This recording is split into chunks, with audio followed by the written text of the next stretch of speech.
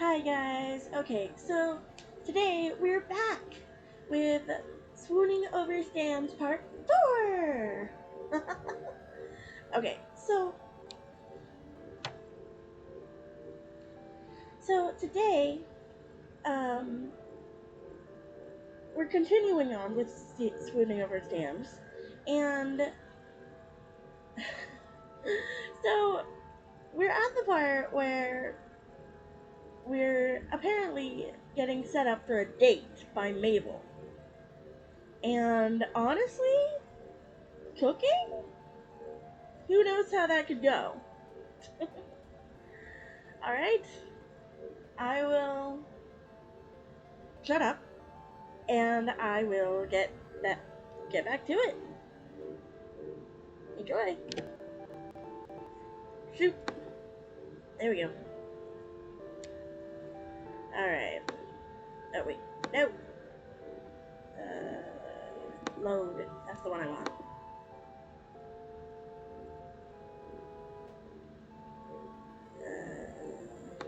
Actually, main menu.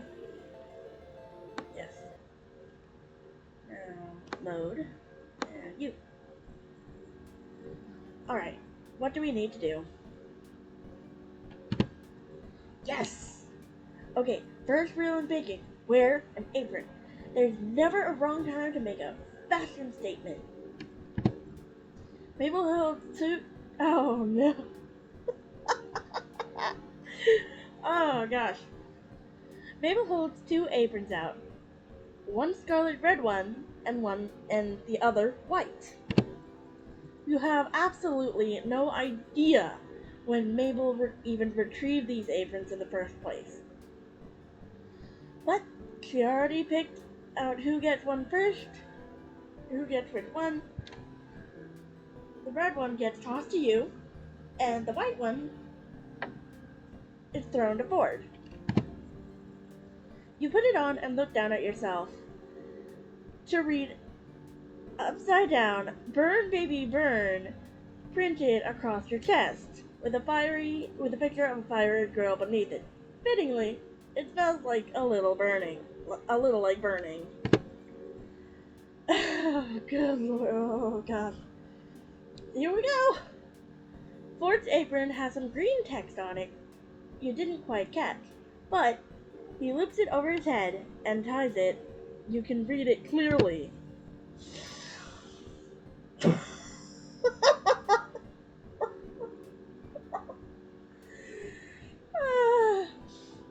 You stifle a laugh as you read.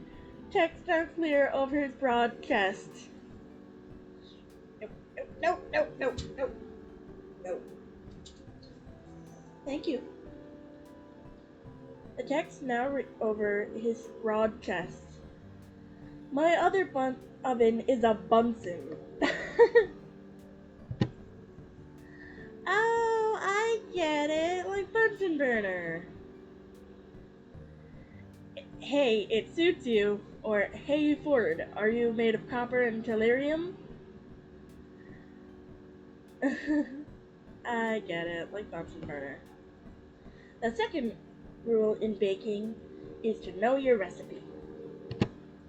It's got everything. The ingredients, the instructions, the temperature. Ford looks to the counter and picks up a piece of paper. You guess it's the recipe. Judging by the frilly-looking photo of a three-tiered cake on the back, he scans over the ingredients focused. The third rule in baking is to never forget your recipe. That's exactly my face! That is exactly my face! But that's only a rule if 2 doesn't work out. How are we looking, Uncle Ford? I was worried we'd be short on sugar, but I think we'll make it. Are you switching recipes, Mabel? Because there are certain ingredients here that aren't listed on the counter. Already on the counter. Oh, good lord. Gosh.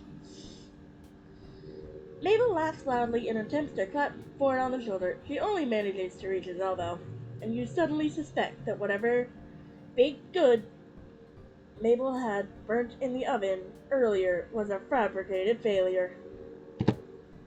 Oop, hang on, I forgot to set my timer.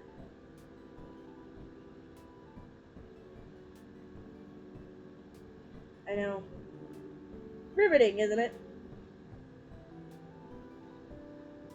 You glance at the stovetop. The open box of store-bought cookies sitting on top confirms your suspicion.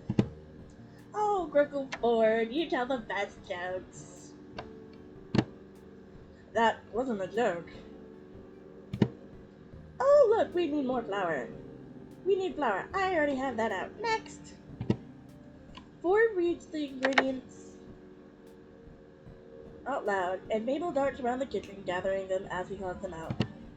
You set to work finding the utensils. Searching through unfamiliar drawers, she points out to you. After opening nearly every cupboard, you come up with an array of mismatched measuring cups, 2 half teaspoons, and a dented tablespoon. Good enough. How many cupcakes do we need for tomorrow, Mabel? At least 100. You give her an undisguised look of incredulity, and Mabel sends back a series of gestures telling you to go along with it, pointing at Ford's thoughtful face, mouthing, "You bought it!" So, since the recipe makes 20 to 25, we quadruple the recipe. You're bewildered that Ford doesn't question the quantity. Instead, he starts to factor in how many acceptable cupcake pans he can find in the cupboard, grumbling as he searches through the clangs and dull thuds of other bakeware. Oof! When was the last time Stanley? Ah, there they are. Looks like we have one that's rusted and one that hasn't. Rebecca, get the pan ready. Get the pan that's already in the oven. If we can manage to clean it. No, definitely uncleanable. Totally burned. Batter everywhere. Rebecca, can you? Mabel makes gesture to disposing of the evidence of her baking failure. You wince but nod. Seizing your chance for its packet turn, you open the oven, grab whatever's inside with the oven mitt, and rush to drop it in the trash can midway around the shack.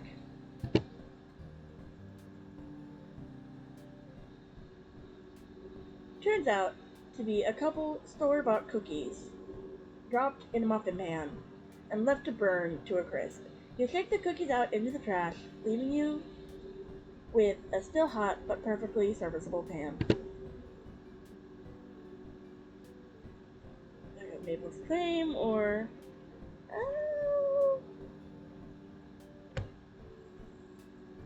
you return to the kitchen. Yeah, that pan was definitely not salvageable. Complete toast. Ford chuckles, and he returns back to the recipe. Mabel gives you a winning smile and 2 thumbs up. You see Ford has brought a mixing bowl out while you were gone, and wiped away most of the excess flour from the counter. He settles back into the role of recipe reader now that you're back. I've already turned on the oven to the correct temperature. Mabel, notably, doesn't look sheepish in the slightest, still grinning in front of the mixing bowl. Our next step is to add butter. Oh, look at his face! He's so smiley. I love it. I'll measure it out. And so you settle into a rhythm. Measure Mabel's the ingredients, tossing them in. Ford reads out the recipe, pausing occasionally to balance out Mabel's haphazard method of throwing the ingredients in the bowl. You mix everything into a suitable batter. 2 ingredients later, you notice Ford rolled up his sleeves to his elbow as he works. You could get used to the sight of seeing him like this.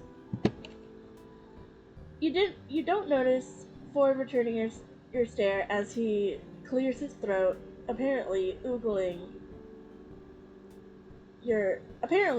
oogling lasted just a moment too long. Rebecca? Yeah? I just added the first cup of flour. You can stir it now. Oh, right. Ford adds another cup as you stir the ingredients together, trying to ignore how red your face feels. Aw, look at you two, working so well together. It's like you don't even need me to be perfect. You know she's talking about matchmaking. Ford doesn't take that right away. Oh god, Ford. That's not entirely accurate. You're an essential member of our baking trio. After all, who else is creative enough to come up with a unifying theme for all these cupcakes? You're right. I haven't even thought about that. Mabel standing on the chair next to Ford to reach the counter, hops up and sits on the edge of the counter. Lovey-dovey or lovey-dovey? Oh god, Mabel. Yeah, I can't decide.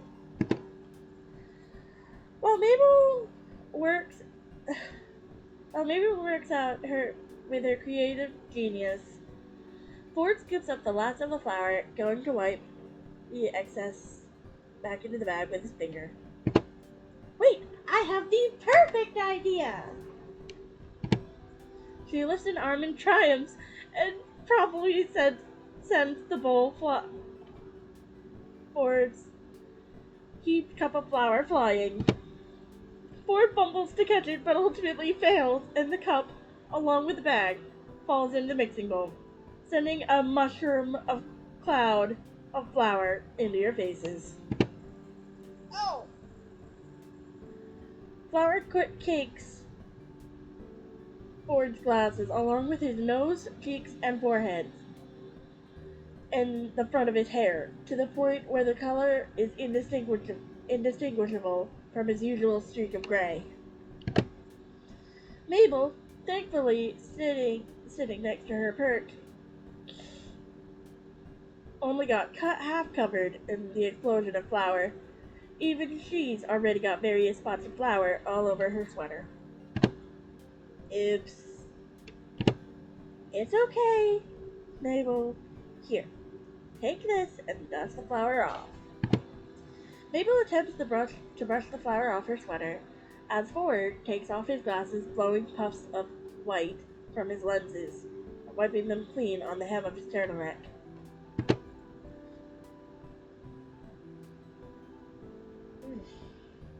Ugh. He manages to clear most of the flour off his skin, but he missed a spot. Ford? I'm fine. I've had messier adventures in my time than a bit of flour. No, that's not it. I'm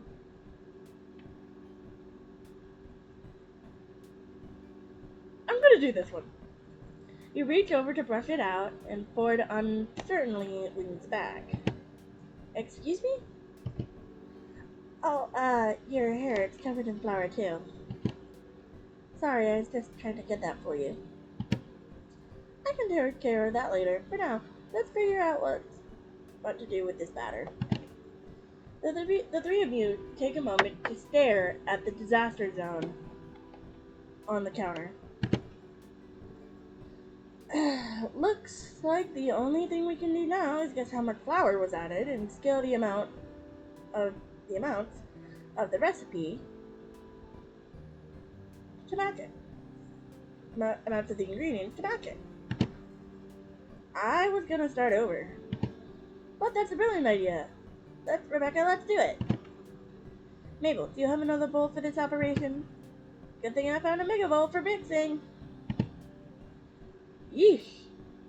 Mabel presents a vessel more akin to a tub than a mixing bowl. It's clean though, and Ford transfers the batter over. Good call, Mabel. Are you secretly a psychic? That's just a little thing I like to call the power of Mabel. She exaggerates doing. She does exaggerated jazz hands, shaking more flour off in the process.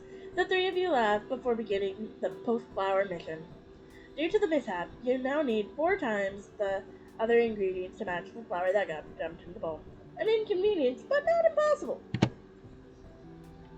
As you measure out the sugar, you spot Ford adding to the bowl by cracking 2 eggs at a time in each hand. Show off. The kitchen is quiet during the bustle of measuring, adding, and remixing, but after a couple of minutes, Mabel sighs. What's up, Mabel? I don't know. It feels silly to talk about. Nothing is too silly. Well, that's a broad statement, but the point is, we're willing to listen. Well, Brenda and Marius are throwing this party on Marius' yacht, right? You have no idea who either of these people are, but playing along for Mabel's sake. Yeah. They're really getting into that moment, that romance zone. Granda even told me that they kissed! Ford only gives a mild acknowledgement, so you have to up the reaction zone. They did not! They did so! Can you believe it? I cannot believe that. Ford looks as he continues to mix the batter together. I'm really happy for Granda. I am, but sometimes I feel a little jealous. Granda's like one of my best friends, and I don't get why I just can't be happy for her without feeling this way. Everyone feels like that sometimes. All you can do is try your best to stay positive, and even if you're feeling a little bitter inside, just know that this feeling will pass. Really, everyone gets that way, even with friends. It doesn't mean you're a bad friend or anything. ... Thanks, Rebecca. Anyway, if this is about romance, Mabel, you're only a teenager. You might feel like you're watching your friends get married and settle down so quickly, but that doesn't start happening until you get to 25. You're a wonderful girl. You're smart, pretty, and you can probably make a mean batch of cupcakes. I know whoever you end up loving will be lucky to have you, and that relationship will come your way in time. Mabel seems to brighten. She smiles at you gratefully. Then she looks thoughtful. Getting married. I wonder when someone I know will get married. She's not specific, but Ford pointedly cocks it to his fist. Oh, Mabel, my dear. You're just, oh, jeez. Wait, we need to make these cupcakes extra special before we can bake them. I thought they already were. Weren't we going to split this into 3 parts, add food coloring, and marble them in? No, that's just special. I'm thinking extra special. I'm thinking exploded rocks! Oh god. You mean the tiny candy that makes your mouth all tingly? Exactly. I'm gonna go grab my supplies. There she goes! Mabel dashes out to get the candy, leaving you and Ford in the kitchen, alone in the kitchen. Oh, hello!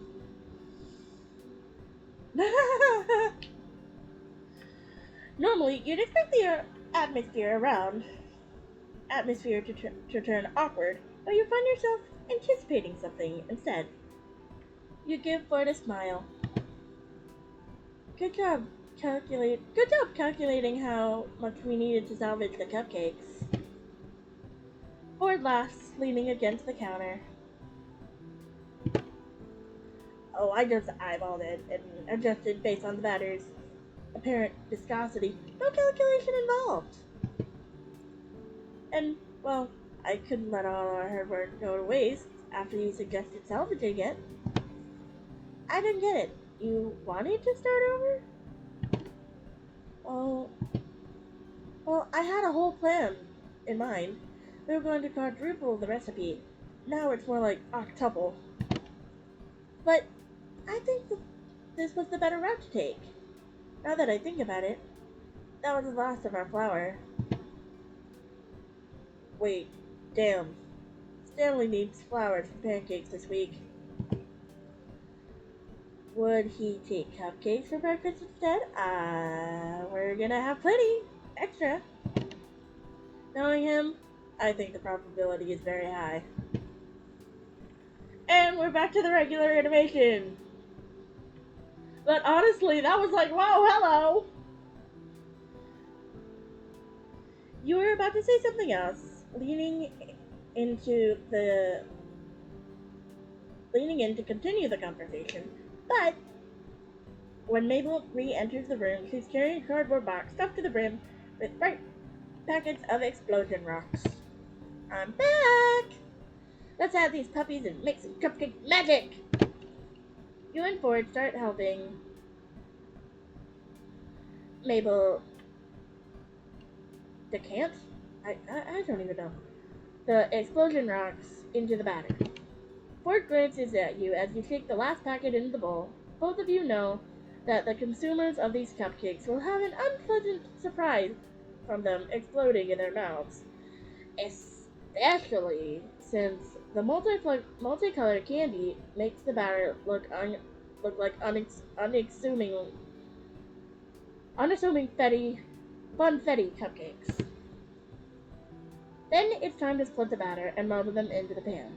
3 colors Mabel chose are deep purple, blue, and pink, which she says ties perfectly with her theme. So, are you going to tell us what the theme is yet? Nope. Let's get these in the oven. Ford picks the pan up, shakes, and sticks it into the oven to bake. There's still plenty of batter in the mixing bowl. You've barely skimmed the surface with that first batch. You and Ford share another look. Alright, it's time for the best part. Frosting! What kind do we have? It's not what kind do we have, it's what kind are we making? Mabel presents another recipe card. Ah, jeez. That's my thought. That's like actually my thought. Like, what the heck, Mabel? Thankfully, the frosting is far easier to make than the batter. By the time you and Mabel separate the sugary result into a few different bowls for coloring, the first batch of cupcakes come out of the oven 10 minutes ago and have cooled down on the counter.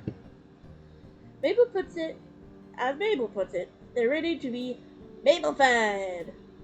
Ford grins at her as she starts dyeing a bowl of icing, bright pink. Ugh. Hang on. Sorry guys. Come on. Oh, crud! Stop! Oh man.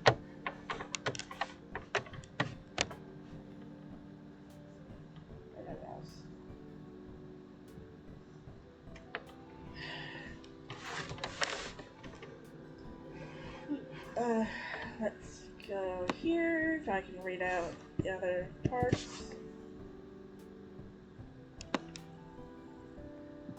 Decorating the cupcakes is far by the most fun of the afternoon. The 3 of you sit at the kitchen table. Mabel purposely sits you and Ford next to each other as she takes the remaining spot, and you use the frosting bits to make designs on all of the cupcakes. Mabel finally revealed her theme to be outer space because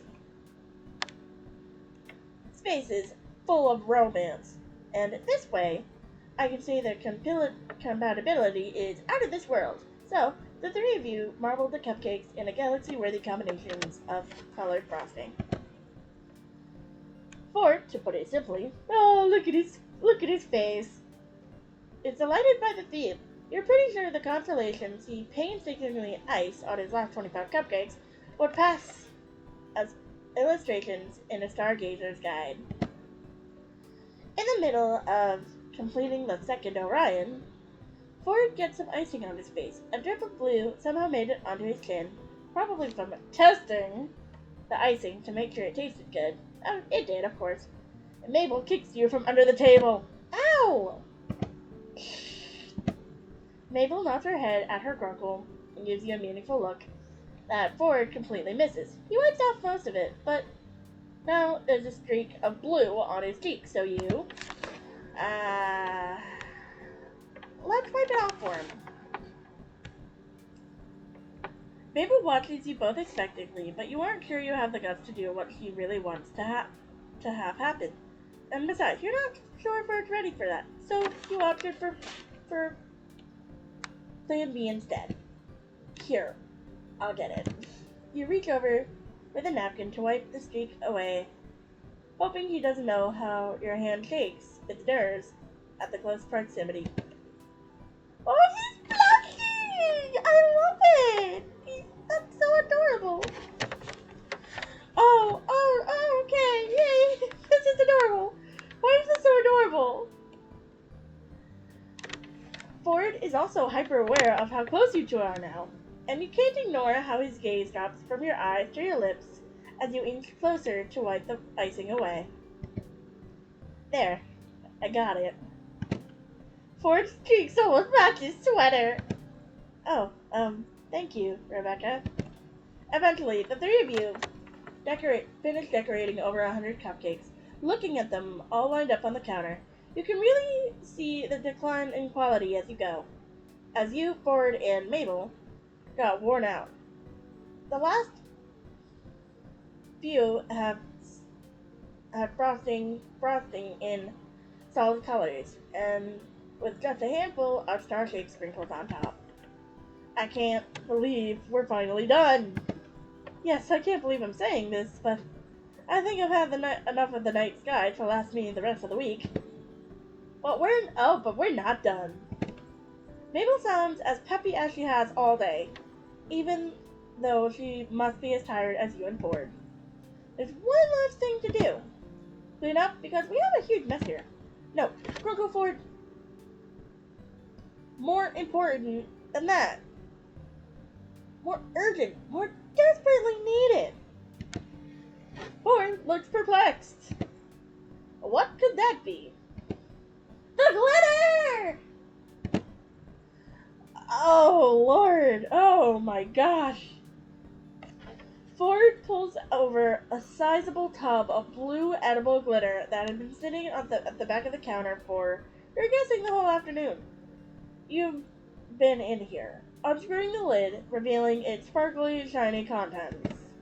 Each of you grabs handfuls of glitter, sprinkling liberally over each cupcake. The only person who seems to be hesitating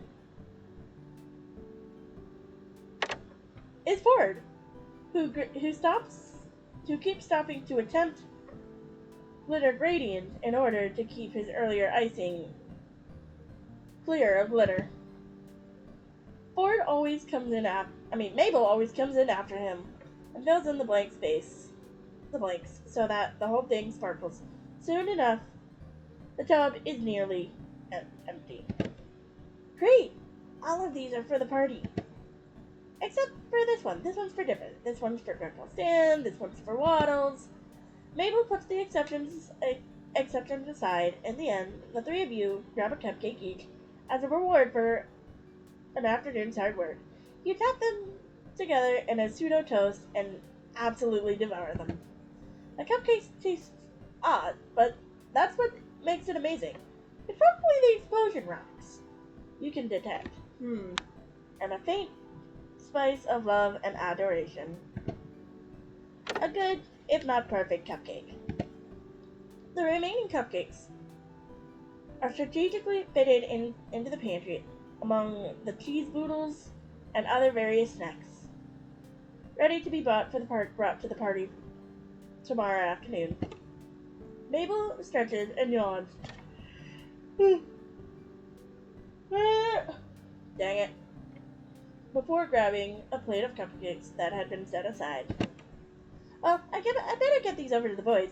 You know how Uncle Stan gets when he smells something cooking and doesn't get a taste. You're not quite sure what to do, but Ford nods knowingly, so it must be true. Anyway, I'll leave you two lovebirds alone. Thanks for the help. You're welcome, and you're welcome for my help. Mabel adds a wink and finger gun as she leaves.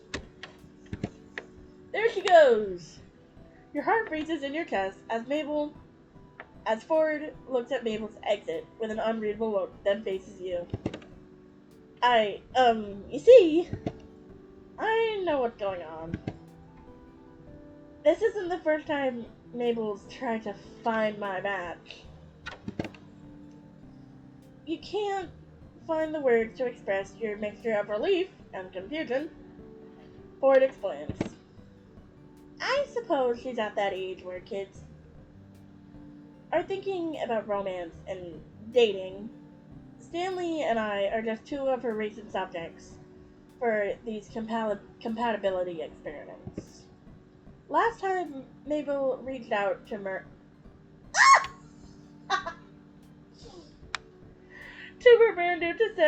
to set me up with a merman. She didn't tell me what kind of situation it was, so I unknowingly grilled him with specific queries about mer people to send him back back underwater with grumpy burble. That's actually funny. Ford gives you a small, genuine smile. But I can't say it's been all bad. After all, I haven't managed to repeat that kind of mistake yet. Here. If you did, you'd be surprisingly... So, how do you think this match is going? Ford shrugs, though he's sporting a light blush. I think this one has potential. Oh! This is adorable. I love it. You both look around at the disaster scene of a kitchen. Since Mabel conveniently had other things to do, she left you and Ford with the task of cleaning everything. Ford rolls up his sleeves and adjusts his glasses. Come on, let's get this kitchen cleaned up. Seriously, did you even try to be nice to him? Rude. Okay, I tried. Come on, man. Sorry, guys.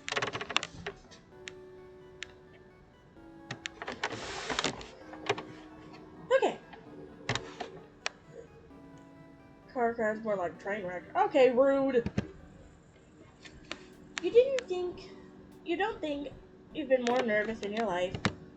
Mabel came with you yesterday when you went for shopping for extra clothes, since Stan's mechanic skills left your car still being worked on, and you realized you needed more clothes than when you packed. However, she managed to sneak in a relatively fancy set of clothes to add to your pile of summer-appropriate clothing. She flourishes them in your direction with a wide, race-faced grin. Ta-da! For tonight! Keys. You stare at the fancy outfit like it's going to jump out of Mabel's hands and attack you. Mabel, are you sure Ferd agreed to this? Of course he did! I asked him and everything. He dropped whatever he was working on instantly. And it hit the other stuff on his desk, which fell on the floor. And then he said, I'd love to, but I'll need a fashion makeover. Please, help me, Mabel. You're my favorite great niece. Oh, God, Mabel, seriously? Why? Seriously, Mabel. You know this is going to be a lie. Okay, so he actually said something else, but he said yes at the end of it. Now, come on. I have to put the finishing touches on this perfect date. Get dressed. Then come into the living room. She shoves the clothes at you and leaves you in the room to get ready yourself to get ready. Oh no. I'm gonna throw up. What do we do? I'm so nervous. You put you put the outfit Mabel picked out for you and heads to the living room, where Dipper promptly guards the way to the kitchen with his noodle arms. Mabel wants to keep you in here until Great Uncle Ford is ready. Oh, okay then. I'll stay here. You take a seat in Stan's recliner, trying to look relaxed and composed, while your shaking hands give you away to Dipper, who's reading in front of the door. You look nice. I know Mabel picked it. I kinda helped, but it's nice. Oh, look at Dipper. He's all nervous. That's so cute. He's trying to distract you, sweet kid. You smile at him. He smiles back before returning to his book, The Field Guide to Bigfoot. Rebecca, you can come in now. You jolt to your feet, heart in your throat. Got any advice, Dipper? Dipper stands and awkwardly pats your hand. Just be yourself, Rebecca. Grand Uncle Ford likes you. I can tell. Trust me. He gently tugs you toward the kitchen, and it looms in front of you menacingly. Now, go get him, Tiger. Was that weird to say? Good luck out there, dating my great uncle. Gross. Anyway. Oh, God. With surprising strength, Dipper pushes you through the door as Mabel opens it, and you stumble into the kitchen. Look up and... Oh, God! Oh, my God! Oh, my God, that's adorable! Oh, God, Ford's dressed up, too. Okay, so it wasn't a lie. Okay, cool. He's in a three-piece suit with a maroon necktie. How did Mabel know your only weakness? Well, that and... Wait. He has flowers. You make eye contact after examining one another, and you feel your face flush as red as his. Mabel beams, clapping her little hands together. Yay! Now to the moment we've all been waiting for. The I can't say it. Mabel certified dinner date of dreams. I knew Grandpa Ford would be hopeless on a romantic dinner date of his own, so I'm here to make this one perfect. Now, you only notice what she's wearing. You only now notice that she's wearing a bright pink apron. That smells very burnt. Mabel. Dipper pushes you further into the kitchen, and Mabel shoves Ford forward, and the two of you stumble, almost colliding into each other. Ford straightens up and clears his throat. His face is as red as his tie. This is adorable! This is adorable! Well, these are for you, Rebecca. You take a closer look and discover that a third of the bouquet are real flowers. They look like they look to have been picked from outside the shack. Another third are pipe cleaners flowers with glittery petals, and another third are origami lilies. Aww. Judging by both Ford and Dipper's paper cuts, Mabel's sparkly, sticky fingers, they collaborated to make the bouquet themselves. This is the cutest thing you've ever seen in your life. Aww. How many paper cups did you guys gather from these? Ford laughs, rubbing the back of his neck with his free hand as you take the flowers from him. Quite a lot, unfortunately. Mabel found a tutorial on the line. Online, Gruckle Ford, online! Isn't that what I said? And I worked on them yesterday. They're beautiful, Ford. Thank you. Ford blushes, grinning bashfully at you. And Dipper, of course. Dipper smiles at you too, but with an awkward laugh. Dipper takes the flowers off you and manages to stuff the bouquet into an empty 2-liter bottle of pit, sticking it in the middle of the table so you can't see Ford anymore once you sit down. You carefully scoot the vase to the side until Ford's pink cheeks and nervous expression are visible again, even if you're certain you look even more pink with embarrassment. Well, I'll leave you guys to it then. Chef Mabel, you ready? Yes, sure am, bro. Ready, so ready. There they go. Look at him! Oh my god, he's adorable. Mabel's standing on a stool, readying 2 plates of food, the contents of which you can't see yet, due to the mass of her hair and Dipper's hat. Ford waves at you, and you turn to him, leaning forward so he can whisper to you. Do you have any idea what's going on over there?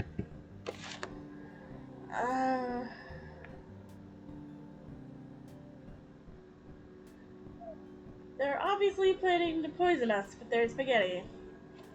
Well, somehow I doubt that my great niece and nephew would plan something that sinister. Mabel whirls around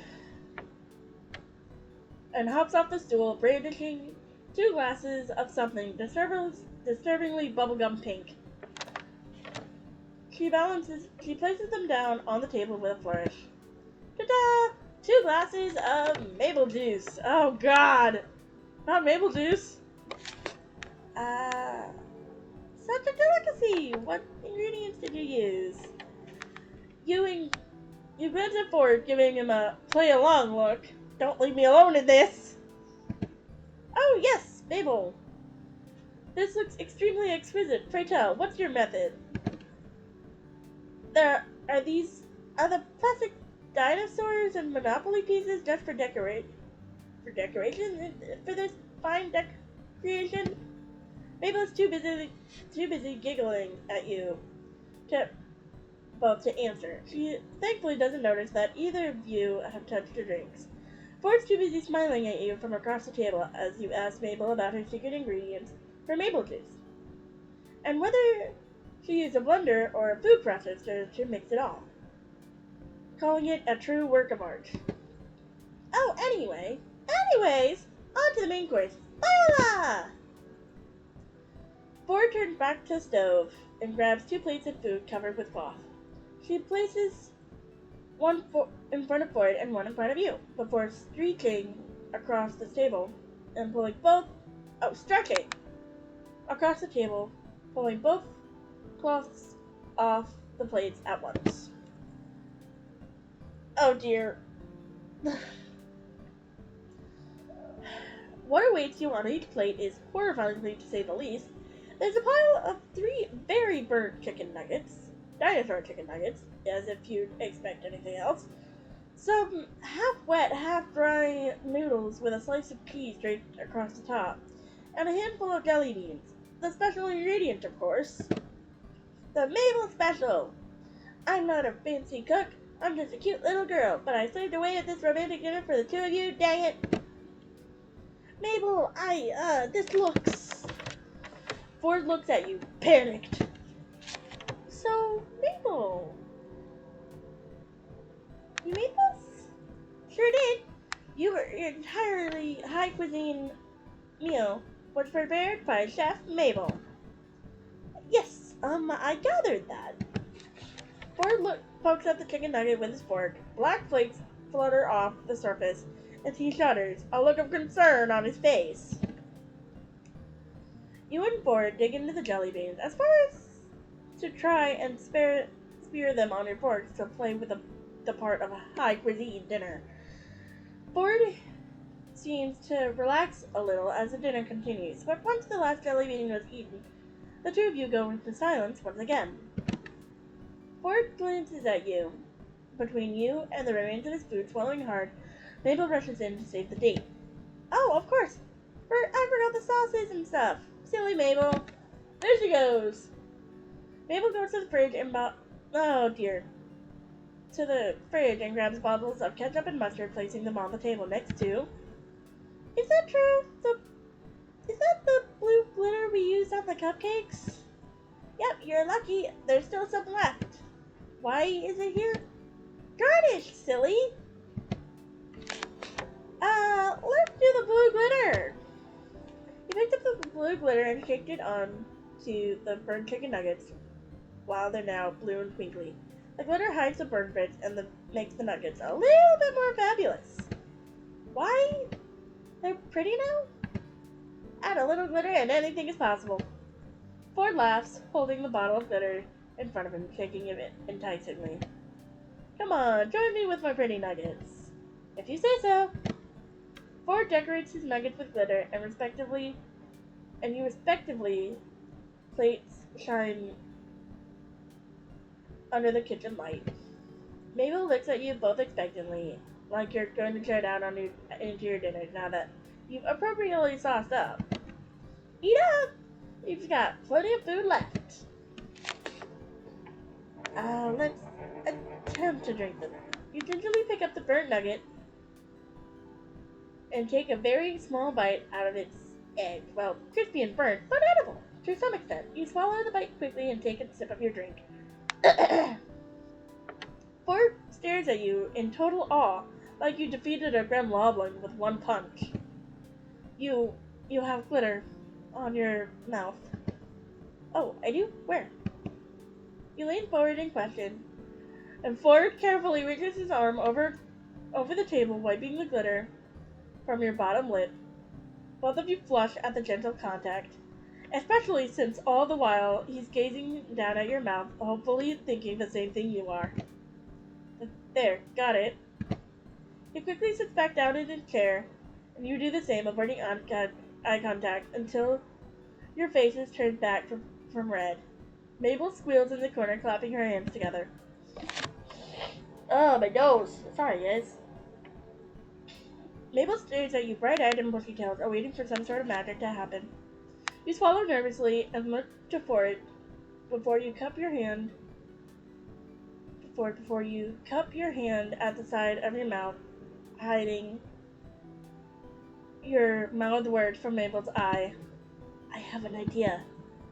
You tap your head with the other hand, creating your idea further. Ford gestures across the table as if to say, the floor is yours.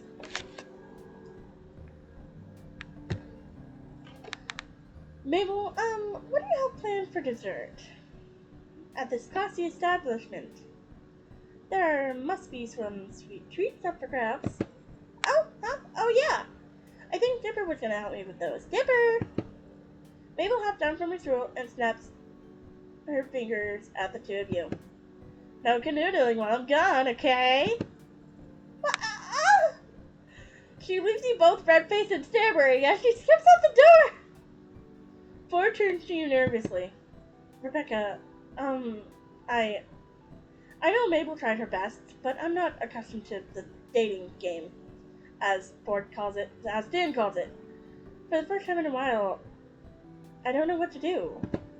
Do you? You stop. Thinking for a moment, Dipper told you something earlier that day, an idea.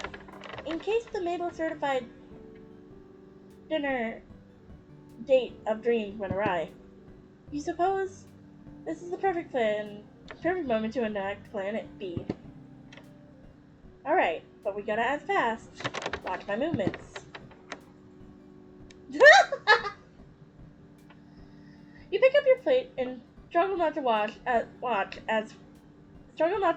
Ford mimics you almost perfectly, shoveling the contents of your dinner into Waddles' mouth. The piglet chews and swallows and nuzzles your leg.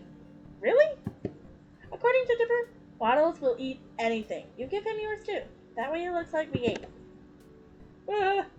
Mabel hears footsteps thudding down the hallway. Mabel's on her way back. And quick! You gently push Waddles toward Ford, who quickly feeds the rest of the dinner. Waddles snorts happily at the two of you before settling down at your feet, content and full. I'm back!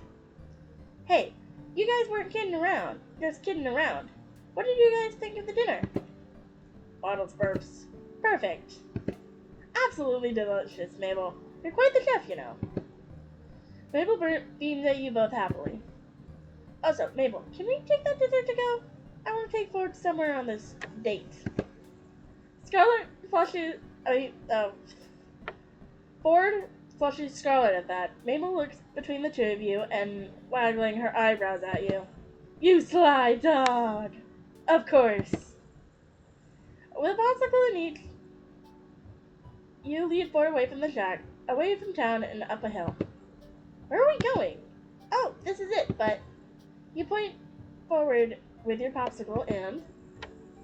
Pretty! A meteor shower! The timing was almost too perfect, and I didn't want to miss out on seeing it with you. You both blush and sit down, shoulder to shoulder. I'm surprised you weren't looking into meteor showers, Rebecca. After our last searching for anomalies, I got curious about other celestial stuff. Also, Dipper told me about it. Plan B. Ford laughs. That kid's bright. Both are very smart and very close for siblings. Ford pauses, and it's obviously there's something on his mind. What's the matter, Ford? Ford turns to you. His mouth opens, as if he was going to say more, but he closes it. Well, I'm surprised at how close they are. Practically inseparable. Stan and I were never like that. You seem like you are now. What happened? Well, we were very close, best friends, but once we got to high school, things changed. You realize that Ford's hand is resting a few inches from yours, casually. So casually, it's almost casual fighters themselves. You scoot your hand closer to his, still too nervous to take it for yourself. What changed? We both changed. Ford sides leaning back on his palms. He notices your hand in hers, thinks for a moment, but decides to keep talking instead. Stan and I had plans when we were children. We were growing up, or we were going to get on a boat so far away from our New Jersey home, far away from our family, friends, and everyone. That's him and me, in the Standard War, the boat we picked up. I had a chance at admissions to the college of my dreams. My other dreams, anyway. I always thought the Standard War was a lost childhood fantasy. But one day, we'd grow up and go on our separate ways. We wouldn't be as close as we used to be. My acceptance into said college hinged on the results of my science fair project, a virtual motion machine that I designed. The machine was flawless. The calculations were triple checked. I had rehearsed my full presentation in preparation. I could practically see myself at the university, studying with endless resources at my disposal and getting several doctorates. Ford sighs again, rubbing his temple. But, it was the day of the science fair, and the admissions team from the college were there, in front of me, ready to view my machine. I pulled the cloth off, and it was broken. My entire future was ruined. Oh, Ford! A perpetual motion machine has one job, to not stop. The admissions team left, crossing me off their considerations, rejecting my entire presentation. My calculations, my hard work, my chances of going to my dream school scrapped. It wasn't until I found a bag of toffee peanuts on the ground that I realized Stan had something to do with it. After that, we didn't talk for 10 years. I went to university, but it wasn't exactly my first choice. It wasn't until I came to Gravity Falls that I saw Stan again, and he cut himself off sharply, deeply in reflection, looking so heartbroken and sad. Let him take his hand. You gently rest your hand on top of his. He glances down at your touch, but doesn't take his hand away. Rather, he slowly twists his wrist to intertwine your fingers with his! You don't have to keep going if it hurts. No, I'm fine. It feels really good. It has been good to talk about it in retrospect. Ford sucks in a deep breath. We fought. I hurt him. It wasn't on purpose, but I still hurt him.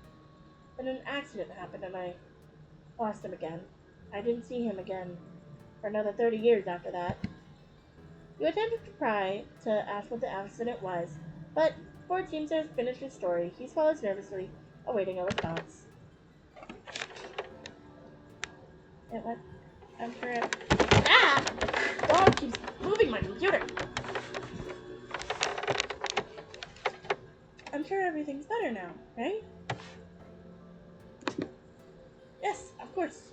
Wait, no. I don't know. I was selfish when I came back. I blamed him for everything. In a way, it it is his fault, but he did his best to keep us together. Ford exhales, looking tired and wiser than you remember. The man you played dungeons, and more dungeons seems to have disappeared. You're right, Rebecca. I am? Oh, hello, hi. Your Ford turns and faces you, and he squeezes your hand. You, you are. I never looked at it like that. I never looked at you like that. You're smarter than I expected. Man, it's hot up on this hill, sweltering even. Maybe it's because of you too. Who knows? Well, I have my moments, I suppose. I don't mean that kind of smart, Rebecca. I mean a different sort of smart. You're kind and caring, and he suddenly realizes how close you both are. I've never met anyone as wonderful as you. The feeling is mutual, Corey.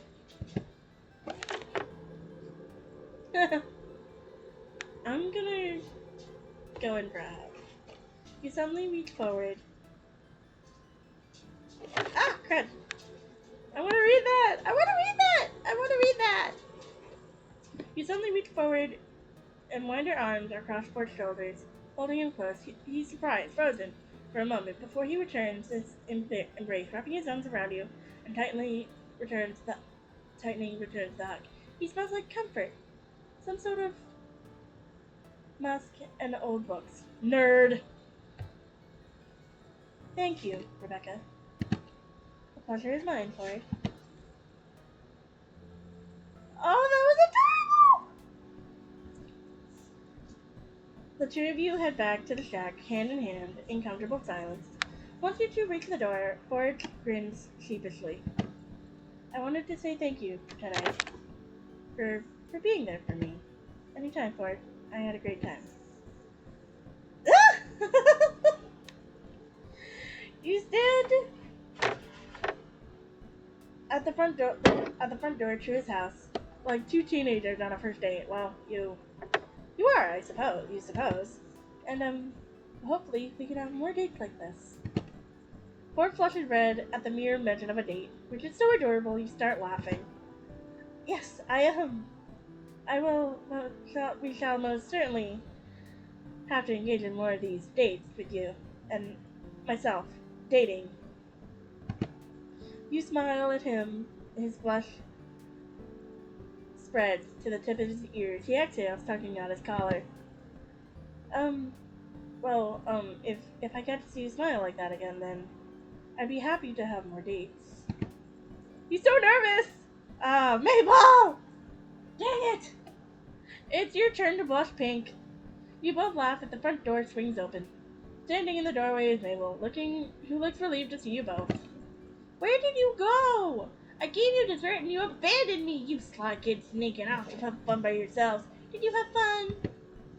You and Ford glance at each other, grinning. We certainly did. Eek! I'm so glad. Now come inside before you get bitten by mosquitoes. Dipper yells from inside. Mine spelled out. Does that spell dating? Both yourself and Ford shout, what? Simultaneously at that. He's making that up for comedic effect. They really just look like a cat paw today. Yay, here comes Dipper. Dipper appears in the front door with Mabel scratching at his arm. Yeah, I did. Want to see the cat paw though? Return to Ford, who looks very excited to see this connect the dots of mosquito bites. We'd love to, Dipper. I bet it doesn't have 6 toe beams. Ah, toe beams, come on! Dipper, I want to see you now. Mabel grabs you, and Dipper grabs Ford, tugging you both into the shack, your laughter echoing through the roads around the house. Oh, that was adorable! Oh, you guys, that was so adorable. Oh. Okay, you guys. That is it for today. Sorry about the little movements here and there. Make sure you like, subscribe, comment.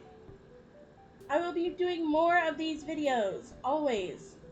Until I get to the end of the route, anyway. I love Gravity Falls, I really do. And I hope you guys like the video. I love you all. Have a nice day. Bye!